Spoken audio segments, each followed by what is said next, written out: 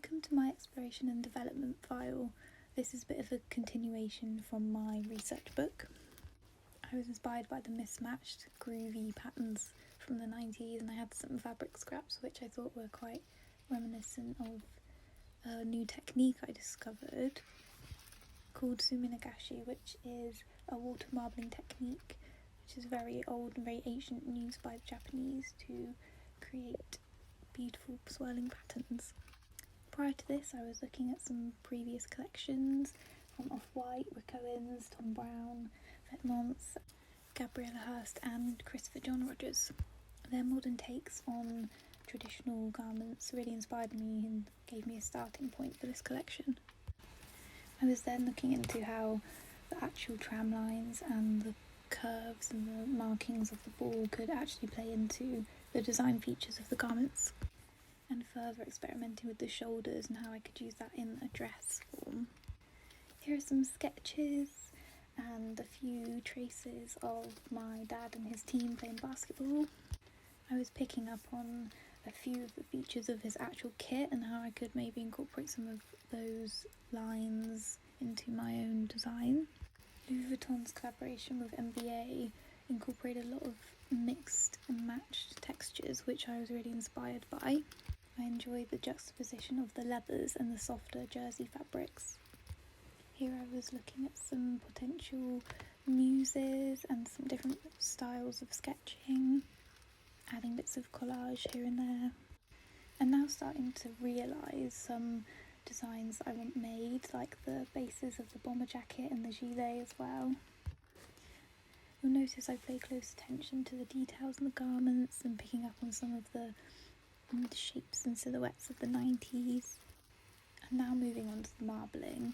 I initially started by marbling some papers, as that's what was traditionally used, but if you add a sort of powdered seaweed to the water and let it sit for a while, it creates a more viscous water base, allowing the inks to sit on the top of the surface, which then in turn, if you coat the material with the correct powders, it allows the inks to attach to the fabric, which then in turn, if you coat the material with the correct powders, it allows the inks to attach to the fabric. I found the heavier fabrics were better suited, so the Duchess satins and the thicker satins, more so than the crepe de chines and the silks. The only issue is the longevity of the print itself, because once it's been in the washing machine, it starts to fade. To overcome this, I decided to take it to Illustrator and create some repeat patterns. The red print you see here is the fine warp satin, and it did not have the payoff that I expected and was a little bit too stiff, but the Duchess satin had a perfect weight. It wasn't too stiff and it wasn't too sturdy, and it had a lovely drape but also reflected the light beautifully. These next samples are a slightly different pattern I changed the colourways for, and are in the super stretch and the stretch lycra. I decided on the lycra as I love the colour payoff and also because of the sporting attributes they have, as I thought it would be great for bodysuits to go underneath all the garments I was making. They are streamlined and close fit to the body and also very flattering. I wanted to make sure I had a range of different colourways so I could reflect on childhood nostalgia and also a bit more futuristic and modern. The crepe de chine had a lovely drape to it, but it was just a bit too lightweight for the dress I was planning to make, and the interfacing just took away from the drape and made it a bit too boxy. There are different print variations as well within the pattern, as I had lots of marble samples that I wanted to make good use of. Testing a range of different materials was fun to do. This neoprene spandex was a little bit on the thick side though. Some of these crepe jerseys had lovely colour payoff to reflect the Mario and the really bright over the top colour scheme, but some were just a little bit too dull and a little bit rough on the texture side as well. You'll notice how hacked that last blue jersey is, as the fabric is very difficult to sew. These next fabrics are some I have collected over the years from charity shops or from hand-me-downs. Unfortunately, charity shops have not been open much this past year, so we had to find other ways of sourcing our materials. Although I didn't use any of the more pastel floral fabrics in my final collection, I did use some in competitions and live briefs. So in terms of sustainability, I looked online for some more sustainable sources of fabrics and materials, and I came across a website that sells dead stock fabrics, so I ordered multiple samples.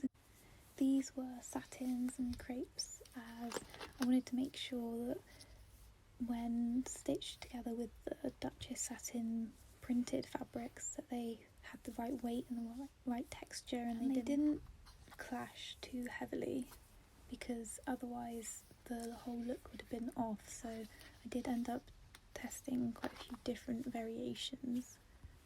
As for the leathers, I started off looking at some faux leathers and a few real, but I wanted to stay away from real leather in light of sustainability. And as much as I love some of the colours I'd found, they weren't quite the ones that I wanted or went well together. Trying to find the right weight of leather, PVC, faux leather, is very tricky, as some are very light and stretched out and some are really heavy and sturdy. I needed something that could hold its form around the body but also show beautiful shapes and be a little bit more manipulated. So on the same website where I found the dead stock satin, I picked up some cream off-white faux leather fabric, which I then dyed myself. The next few weeks consisted of me getting very messy and very stained hands as I tried to find the perfect shades and colours for the final collection. Adding PVA wasn't the best idea, as it does make it very shiny, but it also makes it very sticky even when it's been dry for about 4 weeks. I also decided to colour up my own piping, as this was going to be a bit more customised for around the sleeves, the necks, and other little details on the outfits. My colour reference chart came in handy, as I had about 8 metres of fabric to colour up overall. I then needed to know how well the fabric responded to being sewn, so I tested some different seams and top stitching and stitching the ditch. I found that top stitching the leather after it had been seamed was the best way to achieve a more professional look. And I also got some snap fasteners and a little hammer and took to smashing up the fabric. The poppers came out really well, but of course I wanted a different colour, so got myself some spray paint and spray painted them in a custom shade. This of course all in efforts to match the colourways of the prints and my palettes. So for these final marble samples I wanted to make sure I had the right colour. The Contrado print didn't come out as vibrant or as bold as I wanted to, so I used print fab, and this was for the Duchess satin and the super stretch lycras. I created the final prints in similar colourways so they had a bit more consistency within the garments. Another great thing about using digital printing is it doesn't use as much water as water marbling would, so that prevents some water waste, and also when you actually pull the fabric you don't get any or much give or loss of the print. If you would like to see the finished looks and my portfolio, I have left links in the description. Thanks for watching!